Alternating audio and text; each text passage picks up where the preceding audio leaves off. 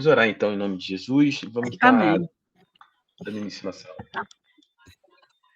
Senhor, nosso Deus, nosso Pai, estamos aqui, Senhor, para mais uma aula, para mais aprender mais de Ti, Senhor. Que o Senhor abra as nossas mentes, os nossos Amém. corações, para que possamos, Senhor, absorver cada palavra do pastor, para aprender muito, muito mais de Ti, Senhor. Abençoa cada um dos meus irmãos que estão assistindo essa aula, que o Senhor possa estar conosco hoje e sempre. Amém. Amém. Amém. Amém? Amém. Nós estamos começando hoje o estudo de número 9, né? Já estamos caminhando aí para o final do módulo 1 da primeira apostila do Seminário Teológico de Base. Nós falamos nas últimas aulas sobre a inerrância bíblica e hoje nós vamos tratar de um outro tema que chamado a interpretação da Bíblia, né? De que maneira, né, nós podemos ter, vamos dizer assim, diretrizes para que a gente possa estar fazendo uma leitura minimamente ajustada, né, correta da palavra de Deus, de que forma que nós podemos estar encarar os textos bíblicos em toda a sua complexidade, em tudo aquilo que nós temos ambientado, né, dentro da Bíblia, respeitando suas características de texto, suas características de tempo, né? Como a gente tem sempre falado aqui, você não pode simplesmente pegar um livro profético, né? Ou poético e simplesmente ler esse texto, ler esse livro da mesma maneira que você lê um livro histórico, da mesma maneira que você não pode ler um evangelho, né? Da mesma forma que você lê uma epístola paulina, né? Ou de um dos apóstolos, Pedro. Enfim, você tem características, né, inerentes ao texto bíblico que são necessárias serem respeitadas e de maneira direta existe princípios para essa interpretação, né? Existem muitas questões a respeito disso. Muitos dos cristãos, né, de maneira geral, têm muita dificuldade porque acham que simplesmente você pode, não existe uma regra, né, uma forma no sentido de conhecimento mesmo da palavra para a execução da leitura, né? Essa hermenêutica, né? A palavra correta é hermenêutica, que é um princípio de estudo de interpretação, ela vai ajudar você justamente na leitura, na exegese do texto, que é você ler o texto e de maneira muito clara você ter isso estabelecido, né? Alguns princípios ter isso muito muito nítido, o que está se tratando aquele texto que você está lendo, qual é o contexto, o que está sendo falado a respeito daquilo que está sendo trazido pelo escritor, qual é a forma como ele aborda esse texto, obviamente que sempre inspirado pelo Espírito Santo de Deus, mas de certa forma é necessário ter o conhecimento, né, aprofundado, né, meditar na palavra de Deus, conhecer a palavra de Deus, né? Não adianta a gente usar, não sei se vocês são dessa época, né, mas antigamente tinha aquela, eu sempre esqueço o nome, aquela caixinha de leitura,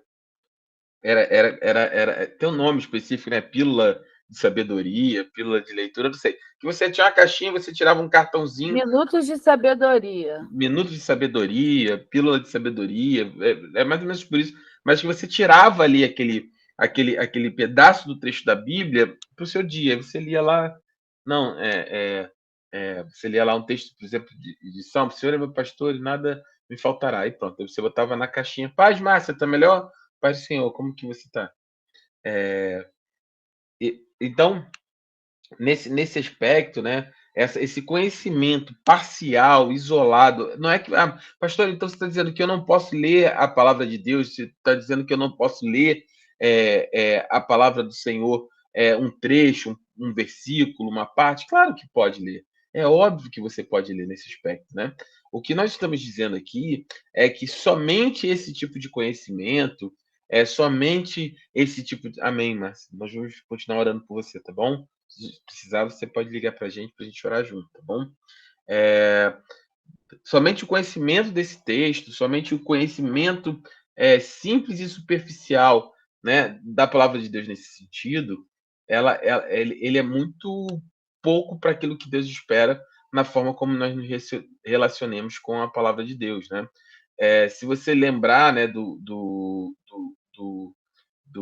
da apresentação, né, do Ministério de Deuteronômio, lá você vai ver que ali a gente usa um texto de Deuteronômio que fala justamente sobre essa do ouça Israel, do chama, o chamar Israel, que é para justamente essa capacidade, né, de entendimento daquilo que Deus está falando, quando Deus fala, olha, é necessário que você medite nessa palavra de dia e de noite, é necessário que você medite no caminho, é necessário que você converse dela com seus filhos, é necessário que você faça isso de maneira constante e ininterrupta, né? O que nós estamos dizendo é que a palavra do Senhor, ela precisa mais do que ser uma aplicação de textos isolados, ela precisa ser algo que faça parte da sua vida, que você tenha um entendimento daquilo que você tá lendo, daquilo que você está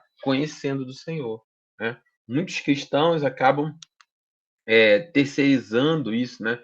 Ah, como é que eu conheço a palavra de Deus? Somente por aquilo que o pastor fala, ou somente por aquilo que alguém me explica? Não, você tem capacidade. Lembra que nós temos falado aqui da Reforma Protestante. Você recebeu de Deus a capacidade no Espírito Santo de ter o entendimento da palavra do Senhor. Nós já tratamos aqui em outros momentos. É óbvio que, por exemplo, existe uma série de, às vezes, de barreiras que acabam trazendo uma dificuldade. Uma dessas barreiras, por exemplo, é a questão da versão, né, da linguagem da sua Bíblia, né? A gente tem no Brasil diversas traduções para o português, né? Você tem lá a revista corrigida, revista atualizada, nova versão internacional, você tem a nova tradução linguagem de hoje, você tem vários tipos de texto. Tem versões da revista corrigida que datam do início do século passado, né? 1900 e alguma coisa. Então você vai ter texto do comportamento. Não é que o texto está errado, o texto está correto, mas está traduzido para um português até então muito arcaico, que é quando você vai encontrar expressões como coisas, minha alma, tudo junto. Não. Hoje você tem traduções do texto bíblico que são fiéis ao texto bíblico, que foram trazidos, né, com português mais fluido para nós. Né? Então você vai ter lá, em vez de vós, me ser, minha alma, coisa, não. As coisas, você, a minha alma, né? É óbvio que a gente tem, eu particularmente, eu tenho essa percepção assim minha. Tem textos que nós já estamos tão acostumados com a forma como nós aprendemos e ouvimos esses textos, né? Quando a gente vai para uma versão de uma linguagem mais recente, né? A NVI, por exemplo, tem 20 anos, né, da sua tradução para o português, você vai ter sempre esse estranhamento, né? Parece que o texto acaba não soando da forma como você conhece, né? Acaba que o texto acaba não soando da maneira como você esperava, porque você já conhece o texto. Mas a importância do conhecimento da palavra de Deus nesse aspecto, ele é fundamental.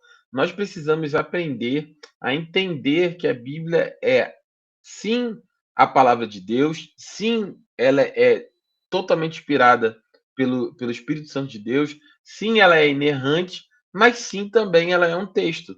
Sim, também Deus respeitou as características do tempo, das pessoas, dos locais onde elas foram escritas. Então, nesse aspecto, é necessário que você, assim como um texto, você tenha esse entendimento, né? A gente vai ler aqui a apostila. Se você tiver com a sua apostila, eu vou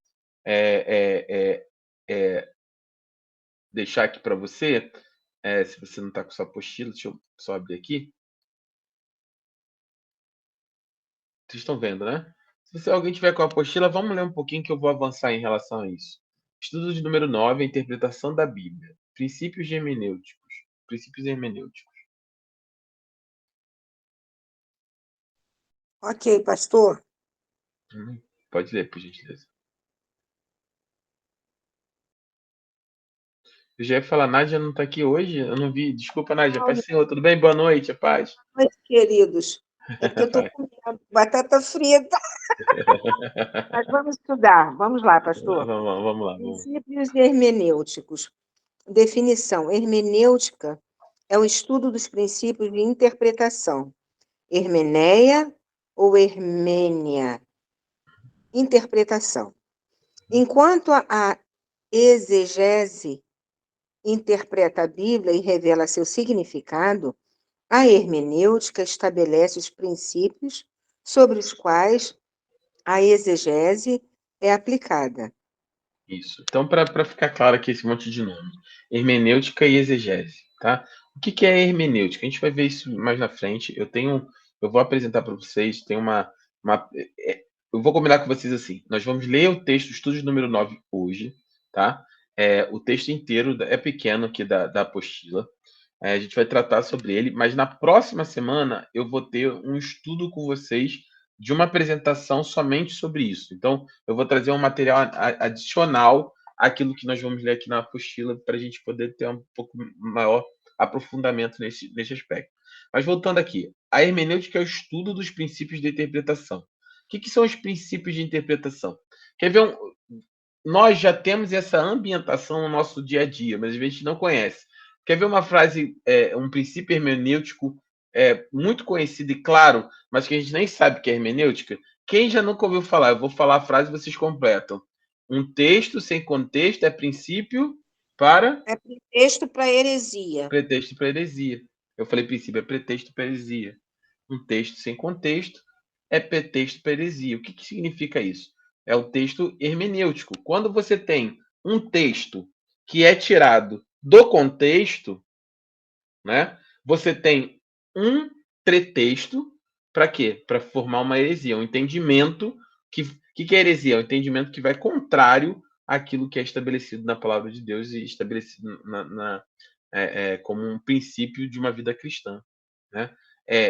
Quando você pega um texto isolado, então o princípio hermenêutico se você está lendo um texto, um versículo, para você aplicar esse texto, você precisa ler o contexto. Qual é o contexto do que nós estamos falando aqui hoje? Né? O que a gente está entendendo? Pastor, mas eu preciso fazer isso para Deus falar comigo? Claro, obviamente que não. A palavra do Senhor é isso. Se você lê um texto da palavra, Deus vai falar no seu coração. Eu estou falando do ponto de vista de interpretação para aplicação efetiva. Então, óbvio, você vai ler ali, o Senhor é meu pastor e nada me faltará. Claro, o Senhor é seu pastor, nada vai faltar. Né? Mas aí a questão é, quando você faz a exegese, a análise do texto, a interpretação do texto, ele vai muito mais profundo. Um exemplo que eu estou dando aqui é justamente do Salmo, por exemplo, quando fala, eu já falei isso inúmeras, milhares de vezes nas pregações. Por exemplo, o Senhor é meu pastor e nada me faltará. Você vai conhecendo a interpretação bíblica, você vai pegando a questão da interpretação do texto, aí você vai ver, sei lá, mas lá no original fala que, na verdade, esse nada me faltará não é uma percepção, não é o Senhor é meu pastor e nada me faltará, quer dizer que o Senhor vai me dar tudo que eu desejo. Não é isso. O Senhor é meu pastor e nada me fará falta. A questão não é, quando Deus é seu pastor, não vai te faltar nada porque você vai ter tudo o que você quer. Não. Quando o Senhor é seu pastor, o seu coração está tão alinhado com os planos de Deus que de nada você sentirá falta. Significa que Deus será suficiente para você. Quando nós estamos em Deus, quando o Senhor é seu pastor, se você tem uma bicicleta, a bicicleta é suficiente. Ah, mas eu quero um carro. Claro que você pode querer melhorar, mas eu já falei isso várias vezes em inúmeras pregações. Uma coisa é você querer melhorar, outra coisa é algo te fazer falta. É você viver com um vazio pela necessidade de algo, né? Não, isso me faz falta, né? Por exemplo, a minha esposa me faz falta. Eu sem a minha esposa eu me sinto com um vazio, porque ela me faz falta, né? Ela é uma pessoa que me faz falta. Então, fazer falta é estar vazio em relação ao... Por quê? Porque você precisa daquela pessoa. Eu preciso da minha esposa, né? A caminhar com ela, né? Estar com ela, eu a amo. Então, esse é um aspecto. Agora, quando a palavra fala, o Senhor é meu pastor, e de nada sentirei falta, significa que quando nós temos um coração para Deus, tudo aquilo que nós temos estará alinhado com aquilo que Deus tem para nós e, obviamente, nós teremos... nós não sentiremos falta de outras coisas. Exatamente, é o suficiente, é exatamente essa expressão. Então, essa capacidade de interpretação ela é a exegese. A exegese é o quê? Extrair do texto aquilo que ele está interpretando. O que o texto está me dizendo? Você traz. Mas para você trazer, existem regras dessa interpretação, regras hermenêuticas. É como se fossem princípios para que essa interpretação seja feita de maneira adequada. Como eu estou dando um exemplo aqui. Uma dessas regras é que o texto nunca pode estar fora do contexto, porque normalmente é um pretexto para heresia. Quer ver um exemplo muito claro sobre uma informação sobre isso? Por exemplo, né? Eu vou dar um exemplo. Você já ouviu o texto? Eu já dei um exemplo um tempo atrás na aula, não lembro que aula que eu dei, mas você já leu um texto que fala sobre que a letra mata, mas o espírito o quê? Você já ouviu esse texto? A letra mata, mas o espírito Vivifica. vivifica. A letra mata, o espírito vivifica, certo? Então, a letra mata, o espírito vivifica. Eu queria que a gente fizesse esse exercício aqui. Eu já fiz isso numa outra aula, não lembro quando. Mas se você participou dessa aula, acho que não, acho que foi na Escola para Liderança, mas enfim, vou pedir que você. No caso, seria só a Fernanda e a minha esposa, mas vamos fazer esse exercício. O que você entende? O que você entende no meio cristão por esse versículo? A letra mata, mas o espírito vivifica. O que você entende sobre isso, por exemplo? Pode abrir o microfone, não tem certo e errado aqui. Podem abrir o microfone e falar. A letra mata.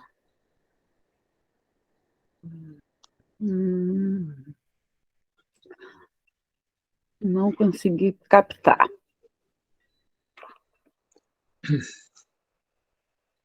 Não, estou aberto. Boa noite. Boa ¿Puedo noite. falar? Pode. Vamos a ver si puedo sentarme, ¿no? Esto es algo muy complicado, porque siempre se ha hablado que eso es errado, que eso no es cierto, pero la persona que es muy culta, no sé cómo expresarme, que sabe mucho, a veces está vacía, porque el espíritu es el que vivifica. Entonces, la letra mata es porque hay personas que a veces son como muy letradas, que son como muy ocultas, pero a la final es complicado explicar, pero es algo así más o menos. No sé si me expliqué. Não, eu entendi bem. O que você está dizendo é quando a pessoa ela acrescenta, ela ganha muita cultura, muito conhecimento. Então, esse conhecimento, né, o conhecimento da letra, muito estudo mata, mas o espírito vivifica. É isso, Amadinho? Mais ou menos isso, né? Se você tentou colocar. Seria isso. Posso falar, esposo? Não, você não. Você ainda não. Ah, pastor. Coitada, deixa ela. Não. Eu não sei, pastor, eu vou colocar para vocês o que o meu coração está me intuindo aqui, minha cabeça, meu coração. Eu acho que é a letra no sentido da palavra, a palavra que é usada para o irmão, por exemplo, vamos colocar no nosso ambiente aqui, no meio que a gente vive, né? Mas o espírito, quer dizer, o espírito está acima da alma, o corpo está lá embaixo, a alma no meio, o espírito lá em cima. Então, o espírito vivifica no sentido de o espírito ser confrontado, mas ele ali, ele vai se aprimorando, ele vai se aperfeiçoando, ele se vivifica, seria no sentido dele... Eu vou dar uma luz, Não sei, maior. seria isso, tá, A Priscila colocou aqui no texto aqui. A letra tem o poder de matar, mas também de vivificar. Podemos usar tanto para o bem quanto o mal. Tudo me é lícito, mas nem tudo me convém. Exemplo também como doutrinas do homem. Durante muito tempo, no meio pentecostal principalmente, esse texto ele é utilizado, por exemplo, quando as pessoas iam se dedicar, por exemplo, ao estudo, ao conhecimento, tipo, vou fazer uma faculdade, vou fazer uma pós-graduação, vou fazer um aprofundamento no conhecimento, ou vou fazer um seminário teológico. Aí as pessoas logo veem, não, tá vendo? A letra mata, irmão. Você precisa entender que a letra mata, o conhecimento mata, o que vivifica o nosso coração é o espírito. A gente tem que buscar a gente tem que ter muita oração, a gente precisa ter muito poder de Deus, muita manifestação do Espírito, muito reteté, muito subir a monte, porque, irmão, o que vivifica é o Espírito, a letra, conhecer, estudar, conhecer a palavra, seminário teológico, mas isso é letra, isso é do homem, isso é, como a Física colocou, isso é doutrina do homem. Há muito tempo atrás, muitos cristãos eram desencorajados a estudar, a fazer universidade, faculdade, a se dedicar a um conhecimento, né? Aqueles que se dedicavam a tempo para uma especialização, eram vistos com maus olhos porque estavam dando muita ênfase, né? Muito tempo para o conhecimento, para a letra, e a letra mata, o Espírito é que vivifica, né? Abriam mão de estar na presença do Deus Todo-Poderoso para estar ganhando conhecimento. Então, durante muito tempo, né, principalmente no meio das igrejas pentecostais, e aí até os dias de hoje, esse é o entendimento, né, nesse aspecto, né, de que a letra ela pode, o conhecimento, por isso que eu falo assim, hoje em dia as pessoas falam, porque teologia mata, teólogo, teologia, para que isso? Né? O que vivifica o nosso coração é busca, é oração. Claro, né? Que a busca, a oração, ela vivifica, ela enche a gente do Espírito. Mas essa interpretação é que foi utilizada há muito tempo, né? De que quem estuda muita palavra, quem é muito dedicado a ler os conhecimentos do texto, as coisas, do original, isso e aquilo, ele vira uma pessoa muito culta, mas morta, porque a letra mata, mas o que vivifica é o espírito. Então, menos teologia e mais Deus na vida das pessoas, menos conhecimento, mais busca de oração, etc, etc. Esse foi o pensamento durante muito tempo no meio evangélico, principalmente no meio protestante, que nós somos oriundos. Então, partindo dessa explicação, o que vocês pensam sobre isso? Isso que eu gostaria de ouvir de vocês.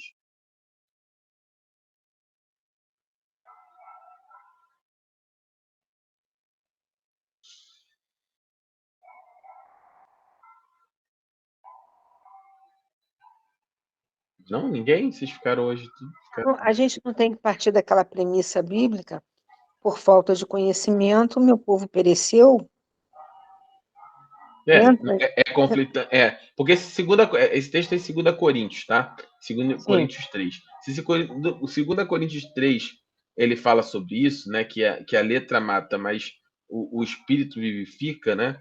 E o texto lá em Oséias fala que o povo perece por falta de conhecimento. A Bíblia está entrando em contradição? Essa é a minha pergunta hoje, em relação a isso. Por exemplo. Pastor, yo he olhado a muchas personas letradas, con muchos títulos, y son personas atraídas, son personas que no pueden enfocarse en dos cosas, sino una y luego otra, porque tienen el cerebro como muy congestionado, con tanto conocimiento, y son personas casi siempre caladas, son personas que siempre están como pensando. Por eso es que yo pienso que se dice que la letra mata. Y el Espíritu vivifica, sí, porque el que tiene el Espíritu Santo es una persona que, aunque no tenga nada, ni tenga conocimiento, es una persona que está con mucha fe, confiando en Dios. Quero ouvir mais. Hoje eu vou deixar vocês falarem mais. Quero ouvir mais. Eu acho que é um tipo de confronto, pastor. Lúcio. Oi, Jorge. Oi, Jorge. Eu sou um principiante da palavra, mas eu acho que a letra em si, fria, sem os fundamentos necessários, ela é insuficiente para que o cristão se assegure da força de tudo o que tem. Quando ele está revestido da unção de Deus, do Espírito, ele se torna muito forte, porque ele acredita que tudo vai ser vencido e ele vai enfrentar isso tudo. Entendi dessa maneira. A letra, para mim, ela é pouca, ela é pequena, ela é só uma letra, ela não traz nela nenhum bojo de espiritualidade. Ele leu e, de repente, pode ter concluído da maneira errada ou entendido de uma maneira própria. Não sei se é por aí. Não, Jorge, é o que eu falei. Aqui a gente tá num exercício de assim, não tem certo e errado. Eu quero ouvir a opinião de vocês. Depois eu vou fazer uma explanação para a gente chegar também a uma compreensão juntos a respeito disso. Mas eu queria ouvir justamente sobre esse entendimento de vocês que eu gostaria de ouvir, né? A respeito dessa, para mostrar como é importante a questão da interpretação. Mas mais alguém quer falar antes que eu avance em relação a isso? Pode falar. Sil, Lorena, Eu acho que é Márcia. o confronto, né? Que a letra é a palavra para mim. Então, a palavra o que é a Bíblia? Nada mais é do que um confronto que cura. É um confronto. Vamos abrir em 2 Coríntios, a segunda carta aos Coríntios, no capítulo 3, no versículo 6. Vamos ler o texto. Primeira coisa é a seguinte: você sabe onde está esse texto? Primeira coisa, esse é o texto. 2 Vou Coríntios buscar 3, 2 Coríntios 3, 6. buscar a Bíblia.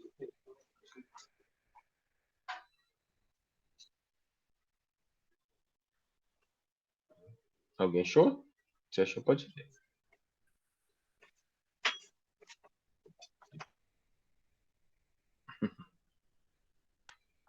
Já colocou. Fala, Lorena. Acho que Lorena está sem microfone.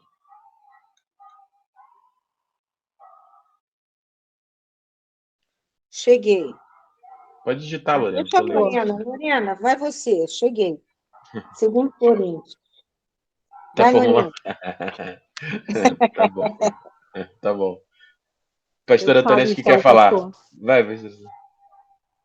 que diz assim: o qual nos fez também capazes de ser ministros do Novo Testamento, não da letra, mas do Espírito, porque a letra mata e o Espírito vivifica.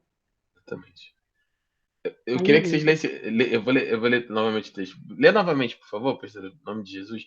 Pra gente. Eu quero que vocês ouçam com atenção. O qual nos fez também capazes de ser ministros do Novo Testamento, não da letra, mas do Espírito, porque a letra mata e o Espírito vivifica. Esse é o texto de 2 Coríntios 3,6. Aqui, vamos lá. Isso é o princípio que eu estou falando hermenêutico, né? Vamos pegar esse texto. Ele nos capacitou para ser ministros de uma nova. Isso é o apóstolo Paulo falando, tá? Aos Coríntios. Ele nos capacitou quem? Paulo e seus companheiros para sermos ministros de uma nova aliança, não da letra, mas do Espírito, pois a letra mata, mas o Espírito vivifica. Em algum momento aqui, na sua percepção, esse texto está falando de conhecimento? Não. Essa é a primeira pergunta. Em algum momento, a pastora Tânia já respondeu que não. Em algum momento, o texto de 2 Coríntios 3 está falando de acumular conhecimento? Do que o apóstolo Paulo está falando aqui especificamente? Eu vou pedir para você não ler o texto todo. Só leia 2 3,6 por enquanto. 2 Coríntios 3,6. Leia só esse texto. Só para a gente fazer o exercício, tá, irmãos? A gente fazer o exercício disso. Em algum momento, a gente estava até então aqui, todo mundo estava conduzindo de não, porque a letra, porque o conhecimento, a acumulação, se prender em doutrina, mas a minha pergunta é, eu vou ler novamente mais uma vez o texto. Ele nos capacitou para sermos ministros de uma nova aliança, não da letra, mas do Espírito, pois a letra mata, mas o Espírito vivifica. Do que o apóstolo Paulo está falando aqui nesse texto? Ele está tratando de acúmulo de conhecimento, ele está falando assim, olha, o conhecimento da Bíblia, o aprofundamento nos estudos, ele está falando aqui sobre o Espírito de Deus, mas o que ele se refere, o que é a letra? Essa é a minha pergunta. O que ele se refere quando não da letra? Eu falo da nova aliança, não da letra. O que é a letra? A gente falou que as pessoas acham que a letra é conhecimento. É você entrar no seminário teológico, você é um crente que está indo para a letra. Não está indo Letra, para... capacidade de cada um? Não. Não. Não. Acho que ele está falando da dependência do Espírito Santo, né? Não, também não. Ainda não. Leiam o texto. Leiam quantas vezes forem necessário. Leiam o texto. Acho que não. Está falando do quê, Lorena? Da lei. Exatamente. Exatamente. O apóstolo Paulo, nesse texto, ele não está se referindo ao conhecimento humano. O apóstolo Paulo, nesse texto, ele está dizendo o seguinte: olha, a lei, a letra escrita na pedra, a gente vai ler o texto todo, mas a lei, a letra que foi escrita na pedra, ela mata. Mas o espírito vivifica. O texto de Coríntios, ele vai tratar, assim como em Romanos, sobre a questão de como a lei, quando Moisés entrega a lei, o que a lei expõe? Lembra que a gente tem estudado isso ao longo aqui da nossa escola de discípulos? O que o texto expõe? O que a gente aprendeu sobre a lei? Antes da lei, como é que era? Era igual um filho. Se seu filho e sua filha, por exemplo, você tem um sofá em casa, eu sempre dou esse exemplo, e ele não sabe que não pode subir no sofá. Você pode brigar com ele se ele subir no sofá e começar a pular? Não. Concorda? Por quê? Porque ele não tinha o conhecimento de que subir no sofá e pular era um erro. Concorda comigo? Concorda, Jorge, comigo? Se Marcele, seus filhos pequenos, se tivesse um sofá novo, eles pulassem no sofá, mas eles não soubessem que aquilo era errado porque você não avisou, você não poderia puni-los porque eles iam falar, mas pai, eu não sei, eu não sabia. Você está me culpando por algo que eu não sabia. Correto. A partir do momento que você diz, olha, papai comprou um sofá novo, se subir e pular no sofá, eu vou dar uma chinelada. Você estabeleceu o quê? A lei. A lei. Estabeleceu a lei. Quando você estabelece a lei, junto com a lei, vem a definição daquilo que é a transgressão da lei, que nós cristãos conhecemos como pecado. Pecar é transgredir a lei de Deus. Quando você transgride a lei de Deus, e o que é a chinelada? É o salário do pecado, é a paga pelo pecado, é a paga pela transgressão. Qual é a lei? Não sobe no sofá e não pula. Qual é a transgressão? O pecado, subir no sofá e pular. E qual é a punição? A punição, ou seja, você levar uma chinelada por conta disso. Qual é o salário? A palavra é essa. Qual é o salário da sua transgressão? Qual é o salário do pecado? É a morte, não é isso que a Bíblia fala? Qual é o salário do pecado? É a morte. Por isso que o apóstolo Paulo em Romanos, ele vai tratar sobre isso. Ele vai falar, olha, a lei veio, quando a lei veio, a lei que era para trazer vida, ela gerou morte. Porque quando Deus vem para o povo de Israel, estabelece lá, nos 10 mandamentos, que Jesus resume em 2, amar a Deus acima de todas as coisas e ao seu próximo como a ti mesmo. Depois ele muda, isso é importante sempre vocês frisarem. Ele resume tudo em 2, amar a Deus acima de todas as coisas e amar a seu próximo como a ti mesmo. Depois ele muda esse mandamento, esse segundo mandamento. Ele fala, olha, o segundo mandamento era amar o seu próximo como a ti mesmo. Aí ele fala assim, agora eu dou para vocês um novo mandamento. E que novo mandamento é esse aqui? O primeiro mantém, amar a Deus acima de todas as coisas. O novo mandamento é, ama seu próximo como eu vos amei. Amei. Como eu vos amei. O padrão de amor ao próximo passa a não ser como a ti mesmo, mas passa a ser ainda maior. A régua sobe ainda mais. É amar a seu próximo como Cristo amou a mim e a você. Ou seja, aceitando os nossos erros, suportando em amor as nossas transgressões.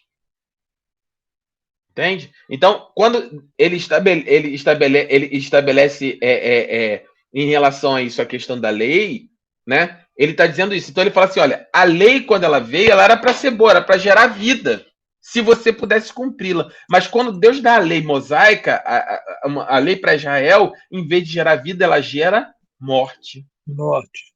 Por quê? Porque Israel não consegue cumprir a lei, né? Porque, assim, do ponto de vista moral, a lei de Deus é inatingível para o homem, porque o homem é pecador na sua essência. É mais ou menos no exemplo, voltando no exemplo das crianças que nós estamos dando, é mais ou menos assim, o padrão de Deus é tão alto que não é subir no sofá e pular, mas é de somente você ter o desejo de subir no sofá e pular, você já está pecando. É isso, não é isso? Porque lembra quando Jesus... o padrão de Deus é muito alto. Lembra quando Jesus faz o discurso lá que a gente vai falar, eu vou fazer uma série sobre a questão das bem-aventuranças do Sermão do Monte. Lembra quando Jesus faz esse discurso? Ele está falando para um grupo de pessoas. Ele fala assim: olha, vocês ouviram de Moisés, se você não cometerás adultério, não é isso? Mas aí ele fala assim: eu, porém, vos digo que se você somente olhar e desejar no seu coração, você já cometeu adultério. Por que Jesus fazia esse discurso? Porque a lei falava isso, mas ali no meio do público para Jesus tinham os judeus, e dentro dos judeus tinham o quê? Os doutores da lei, os fariseus, que achavam que cumpriam a lei. Eles se achavam bons porque eu não adultero, logo eu sou topzão aqui, ó, fariseu, cumpridor da lei acima de todo mundo. Ó, não sou pecador, nariz em pé. Jesus falou: olha, ei, vem cá, vocês entenderam tudo errado. Vocês acham que são alguma coisa? Vocês acham que são alguém? Vocês acham que são alguém porque vocês não adulteram? Eu vou dizer o seguinte: o padrão de Deus está muito acima disso. O padrão de Deus não é nem não adulterar. O padrão de Deus, se você somente olhar, você já adulterou. E aí ele conclui o discurso, o resumo do discurso é: sem mim, vocês não podem fazer absolutamente nada. Absolutamente nada. Porque a lei, ela trouxe morte. Ela era para gerar vida. Trouxe morte. Se você ler o texto de Romanos com essa visão, lê o livro de Romanos com essa visão, você vai entender Romanos 5, 4, 5, 6, 7, 8. O Romanos todo. O livro de Romanos todo. Romanos é um livro muito profundo em muitos aspectos. Mas o Paulo fala assim, ele fala assim, o Paulo, quando começa a falar da lei, ele chega a exclamar: ai de mim, pecador, miserável homem que eu sou, quem me livrará do poder dessa morte, da força que há nessa lei para me matar? Porque ele começa a falar: por acaso a lei era ruim? Não, a lei era boa, só que a lei, ela expôs o meu pecado, e com o pecado veio o salário, que é a morte. E aí agora eu fico escravo desse ciclo, porque o bem que eu quero fazer, esse eu não faço, mas o mal que eu não quero, esse eu faço. E ele começa a racionalizar sobre isso, ele começa a vir nesse pensamento, e ele chega assim, aí ele exclama, ele fala: meu Deus, miserável homem que sou, o mais pecador de todos sou eu, quem poderá me livrar do poder dessa morte? Aí ele glorifica, ele fala: mas bendito seja Deus por causa de Jesus Cristo, nosso Senhor, que nos libertou do pecado e da escravidão em relação à morte, da lei da morte. Eu estou dando um resumo, tá? Você vai ler o texto, não é exatamente mas a ideia no texto é essa, para que você tenha essa visão, para você ler o texto e entenda o que está sendo escrito. Quando Paulo trata sobre isso, ele está falando: então a lei veio para matar. E como é que é essa questão da lei? Se a lei matou a Madília, se matou a pastora Tânia, se matou a Sil, se matou o Lúcio, se matou a Priscila, se matou a Nádia, se matou o Jorge, se a lei nos matou, aí lembra que eu fiz a série de Efésios? Lembra que eu peguei sobre Efésios? Lembra Efésios 1 e 2? No finalzinho do capítulo de Efésios, de Efésios, quando ele muda de Efésios 1 para Efésios 2, né, ele vai falar lá no finalzinho do capítulo de Efésios, ele vai falar o seguinte: olha, o mesmo poder, e falei nisso também domingo agora, que o apóstolo Pedro fala sobre a esperança viva. Ele nos regenerou para uma esperança viva, né? E ele fala, tanto Pedro quanto Paulo, Pedro em 1 Pedro, como Paulo em Efésios, ele vai falar disso. Esse poder para gerar essa esperança viva, esse poder para fazer você deixar de ser pecador, porque você estava morto nos nossos delitos, nos nossos pecados, nós estávamos mortos nos nossos pecados. Esse poder para trazer você da vida para a morte, da morte para a vida, é o mesmo poder necessário para trazer Jesus da morte para a vida. O mesmo poder do Espírito Santo, que foi lá no terceiro dia e ressuscitou a Cristo no poder do Espírito Santo. O poder que nem a morte foi capaz de suportar, esse mesmo poder é o mesmo poder necessário para alcançar um coração pecador, para trazer alguém da morte para a vida do pecado, da morte do pecado para a vida em Deus. E é disso que Paulo está falando aqui. Ele fala: olha, a gente vai ler o texto todo, ele vai falar: eu aqui, eu não fui chamado para pregar a lei. Eu fui chamado para pregar uma nova aliança. E nessa nova aliança, lá a letra matava.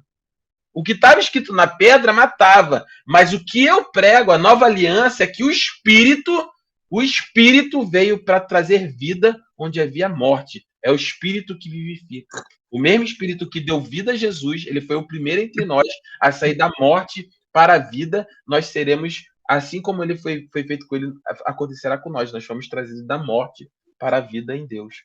E um dia seremos glorificados como ele foi glorificado no corpo, para vivermos eternamente livres do pecado. Esses 3 estágios são importantíssimos para nós. Nós fomos libertos do pecado, nós estamos sendo como é que eu posso dizer? Deixa eu pegar aqui a anotação, que isso é muito importante. Eu coloquei até na minha pregação de domingo. Eu quero pegar exatamente o que eu escrevi, só para não perder o raciocínio aqui. É que eu acabei nem compartilhando no domingo a respeito desse texto, que o tempo ficou bastante avançado.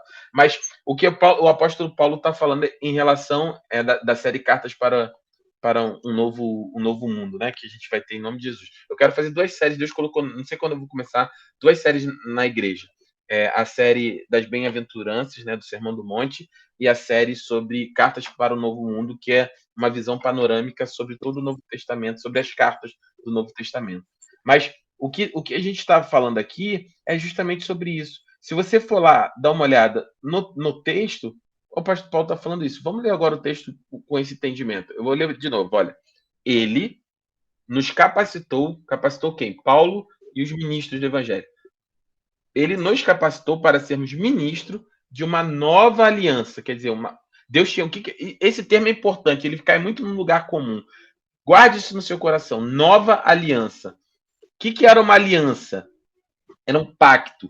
Deus tinha um pacto antigo. No Antigo Testamento havia um pacto, uma aliança lá.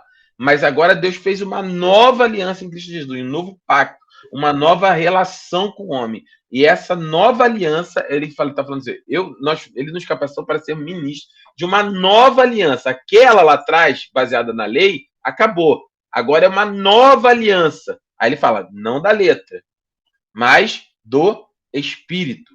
Pois a letra mata, mas o Espírito vivifica. Aí ele continua no 7, ó. O ministério que trouxe a morte foi gravado com letras em pedras. Mas esse ministério veio com tal glória que os israelitas não podiam fixar os olhos na face de Moisés por causa do resplendor do seu rosto, ainda que desvanecente. Então, ele fala, ó, não será o ministério do Espírito ainda muito mais glorioso? Se era glorioso o ministério que trouxe a condenação, ele está se referindo à passagem quando Moisés recebe a lei e a face de Moisés vem brilhando, de tal forma a santidade espelhada em Moisés era tão grande, a presença de Deus era tão manifesta, que Israel, se você for lá ler o texto, ele não conseguia, o povo de Israel não conseguia olhar para Moisés. Moisés teve que botar um véu sobre a face para esconder, porque não conseguia, não suportavam. Ele está dizendo, olha, se a lei que trouxe a morte, o ministério da morte, que foi gravado na pedra, foi tão glorioso ao ponto de ninguém aguentar nem olhar para Moisés, não será o ministério do Espírito ainda mais glorioso? Será, se era glorioso o ministério que trouxe condenação, quanto mais glorioso será o ministério que produz justiça. Pois o que outrora foi glorioso, agora não tem mais glória, em comparação à glória insuperável. E se o que estava se desvanecendo se manifestou com glória, quanto maior será a glória que permanece. Então, portanto, visto que temos tal esperança, mostramos muito mais confiança. Não somos como Moisés, que colocava um véu sobre a sua face para que os israelitas não contemplassem o resplendor que se desvanecia. Quer dizer, o que ele está falando de desvanecer é que a glória foi esvaindo, né? Aquela manifestação da presença de Deus foi passando, foi se desvanecendo.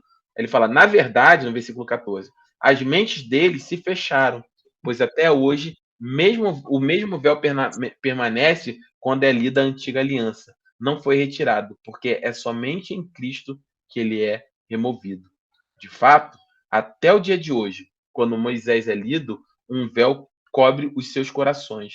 Quem está preso na lei, ele está dizendo, o mesmo véu que existia lá atrás, que tapou a glória de Deus, ele permanece ainda hoje, quando vocês leem a palavra. Mas quando alguém se converte ao Senhor, o véu é retirado. Ora, o Senhor é o Espírito. E onde está o Espírito do Senhor, ali há liberdade. E todos nós que com a face descoberta contemplamos a glória do Senhor, segundo a sua imagem, estamos sendo transformados com glória cada vez maior ao qual vem do Senhor, que é o Espírito. E aí, se você voltar lá no capítulo 1 ao 5, o que ele está dizendo é sobre essa glória que é manifesta em nós, que nós não precisamos cobrir o véu que é diariamente, começa lá do 1 até o versículo 5, que ele está dizendo, olha, será que com isso estamos começando a nos recomendar nós mesmos novamente? Será que precisamos, como alguns, de cartas de recomendações para você ou para parte de vocês? Aí ele fala aqui no 2 o mais importante. Vocês mesmos são a nossa carta, escrita em nosso coração, conhecida e lida por todos. Porque vocês demonstram que são uma carta de Cristo, resultado do nosso ministério, escrita não com tinta, mas com o Espírito do Deus vivo, não em tábuas de pedra, mas em tábuas de corações humanos. Tal é a confiança que temos diante de Deus, mediante Jesus Cristo. O que ele está dizendo é que nós somos a carta de Deus para esse novo mundo. Nós somos a carta de Deus para o mundo. De maneira que a carta não foi escrita na pedra, a carta foi escrita nos nossos corações. A lei não foi escrita na pedra. O mistério de Deus foi que, quando ele disse, olha, haverá um tempo que... Por que a gente não liga mais para as... porque onde estão as tábuas do Antigo Testamento? Não faz mais sentido. Porque nós somos o novo tabernáculo. Lembra que o tabernáculo, lá atrás no Antigo Testamento, carregava, no centro tinha lá o Santo dos Santos, lembra? O átrio, eu falei sobre isso mal aqui, o átrio, o pátio, o santo e o santo dos santos. Nós somos o novo tabernáculo, entendeu, Nádia? A lei agora que ficava no centro, dentro do Santo dos Santos, com a presença de Deus, com a lei de Deus, ela sai de dentro do tabernáculo, ela sai de dentro da arca, e a nova arca da nova aliança passa a não ser uma arca mais de ouro com querubins, mas passa a ser o coração de cada crente. É no coração de cada crente que a nova aliança foi estabelecida. Antigamente, como estava lá no centro do tabernáculo, nós somos hoje o tabernáculo de Deus. Por isso que nós devemos respeitar o nosso corpo, por isso que a gente não pode se entregar ao pecado, porque nós somos a arca da nova aliança, nós somos o tabernáculo da nova aliança, a manifestação do santíssimo lugar, onde somente Deus se manifestava no santíssimo lugar, mediante a aspersão de sangue, derramar, o sangue foi aspergido, não mais agora sobre uma arca, mas agora sobre uma arca com a lei dentro, mas sobre um coração onde a lei de Deus foi escrita pelo próprio Deus. O sangue do Cordeiro eterno, de uma vez por todas, cobriu essa portador da lei de Deus. E agora a presença de Deus, o santíssimo lugar, passa a ser dentro de cada um de nós. Por isso que nós somos nascidos de novo, por isso que nós somos vivificados no Espírito, por isso que nós somos tabernáculo de Deus, povo santo, nação eleita, sacerdote santo para o Senhor. Então, aí, pastor, Sim. Desculpa, aí, então, a gente pode fazer aquela relação nova aliança, a graça. Sim. Né? Seria o Novo Testamento. O Antigo Testamento, a lei, morte, punição, seria isso?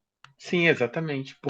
Mas não porque a lei matava, mas pela incapacidade do homem pecador de cumpri-la. Por isso que Jesus diz, olha, eu não vim abolir a lei. Jesus fala, eu não vim acabar com a lei. Jesus não veio acabar com a lei. Jesus fala, eu vim cumpri-la. Quando Jesus cumpre a lei, a velha aliança ela é extinta e se estabelece uma nova aliança. Qual é essa nova aliança? É através do ministério do Espírito, através do sacrifício de Jesus Cristo na cruz. De maneira que tudo aquilo que ela era...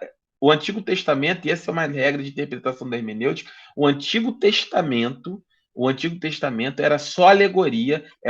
Não é que a gente não olhe para o Antigo, a gente vai olhar, ler o texto, mas você precisa ler com esse olhar. Tudo que está no Antigo era alegórico, ele apontava para Cristo, apontava para a obra de Cristo na cruz. Lá o tabernáculo apontava para onde? Apontava para a nova aliança, para aquilo que Deus faria no meu e no seu coração. Porque Deus, no alto da sabedoria, ele entendeu, falou, olha, o homem não vai cumprir isso. A gente precisa fazer que ele seja vivificado no Espírito, para que, mais do que ser externa a lei a ele, essa lei precisa ser escrita agora dentro do coração, do seu coração, do coração do homem. Porque só assim o homem vai alcançar a salvação, e só através do sacrifício o homem vai alcançar a salvação. Então, quando nós lemos esse texto, é sobre isso. A maior mentira, né, hermenêutica de muito tempo é sobre essas questões. Porque o crente não pode estudar, porque o crente não... Não, você não só pode como você deve. Conheça, entenda. A Bíblia é maravilhosa quando você começa a conhecer os textos. O sistema teológico não é para te engessar, ele é para te dar orientação, ajudar nesse caminhar, como uma alfabetização de criança. Hoje eu não preciso da cartilha do Beabá, mas será que no meu início não era importante? Não foi importante? As regrinhas lá, B com Abá, B com Ebé. Não preciso mais, porque agora eu já sou adulto. Se os cristãos nascidos de novo, se crente entendesse isso, é isso que o apóstolo Paulo fala lá em Coríntios. Ele fala, eu não pude falar a vocês como maduros, mas porque eu não pude dar comida sólida, eu tive que dar leite, porque vocês ainda não estão maduros. É fase, o cristão ele tem fase, ele precisa passar, ele precisa amadurecer. Você precisa ter vida espiritual, precisa caminhar para amadurecer, para você poder comer coisas sólidas. Não ficar só no leitinho. No início é importante, não? Leitinho, você lê lá a palavra, Deus vai te usar, vai te falar com você, mas você precisa meditar dia e noite, noite e dia, na palavra do Senhor, nos princípios daquilo que está estabelecido no Senhor. Porque você vai ganhando maturidade espiritual, as coisas vão começando. É interessante. Um dia eu vou falar sobre isso numa pregação. No Antigo Testamento, assim que Israel ele começa a caminhar com Deus no deserto, Deus tira eles do Egito, a nuvem de glória de Deus caminhava com eles ali. Ó. Só que um dia a nuvem se afastou e a nuvem foi para o pé da montanha. Um dia a nuvem se afastou, subiu para o alto do monte. Um dia a nuvem foi embora. O que isso significa? Na nossa vida espiritual também é assim. Quando a gente se converte, tudo é muito espiritual. A nuvem de glória de Deus nos cerca, mas com o tempo é necessário que nós caminhemos em direção a ela. Busquemos em direção a ela. E a gente precisa ter conhecimento da palavra. Ninguém que precisa ser teólogo. Não pode deixar a nuvem se dissipar, né? Não pode. Porque é isso que acontece com o tempo, entendeu, Silvio? Por isso que daqui a um ano, nem tudo é tão legal na igreja, nem tudo, os louvores já não são tão emocionantes como eram. Aí você fala assim, meu Deus, cadê aquela nuvem de glória que cercava a minha vida? Então, agora você cresceu, né? Agora a nuvem de glória está lá no alto da montanha, você precisa ir lá, né? Lembra daquele louvor da morada que eu amo? Que ele fala assim, é tudo sobre você, que ele fala assim, se você não viu, ouça esse louvor. Ele fala assim, então me tira o medo que me faz dizer, Moisés, suba em meu lugar. Me faz entender que a tempestade é você, chuva forte é você. Porque quando Deus falou assim, ó, Moisés, junta todo mundo aqui, que eu vou me mostrar para eles. Vem todo mundo aqui no pé da montanha que eu vou me mostrar para o povo todo. Quando o povo chegar lá, que vê a manifestação da glória de Deus, trovão, relâmpago, tempestade, tal, eles ficam com medo. Ele fala, não, Moisés, vai você, a gente não quer ir. Vai lá. Vai você lá. Porque tá relampejando, tá trovejando, tá chovendo muito forte. Só que quando você alcança a maturidade espiritual, você não quer mandar mais ninguém no seu lugar. Não é mais o pastor que vai no seu lugar. Não é mais o diácono, não é mais a irmã do círculo de oração. Quando você alcança a maturidade espiritual, é você que vai, porque você entende que a chuva forte lá é ele, a tempestade é ele. É tudo sobre ele. É tudo sobre o seu relacionamento com ele. E sempre vai ser sobre isso. Então, com o tempo, tem um esforço seu, meu, para, sabe? Não, agora sou eu. Eu quero subir. Eu vou subir lá. Um monte. Eu quero ir lá. Eu quero que a minha face resplandeça a glória de Deus. Eu quero ser uma carta de Cristo o novo mundo, para esse mundo. Então, é sobre isso. Entender a palavra de Deus é sobre entender sobre... Quanto mais você conhece, que assim, é quase... Olha, eu vou falar para você até hoje. Todas as minhas devocionais, estudos, as coisas que eu faço para pregar, para levar uma palavra, exatamente. Lorena, é sobre isso. Ouve esse louvor hoje. Se alguém puder, bota o link aqui do louvor, para quem não tem a referência. E ouçam com essa visão. Você vai. Até hoje, quando eu estudo, quando eu faço meu devocional, quando eu ouço essas coisas, é como se fosse uma bomba no meu peito. Já li muito, já conheci muito, já li muitos livros, já me ouvi muita coisa, já preguei muita coisa. Mas o meu maior esforço, e é esforço, é para que a glória dele nunca se torne comum. Entende? Eu não posso deixar de me sensibilizar com um louvor, com uma pessoa que entrega a sua vida para Jesus, com pessoas que chegam a Lorena colocou aqui, obrigado, Lorena, com pessoas que chegam na igreja lá em desespero. Às vezes as pessoas chegam tão problemáticas e a gente fala assim, nossa, fulano é problemática. Tem um olhar do seguinte, você já teve ali.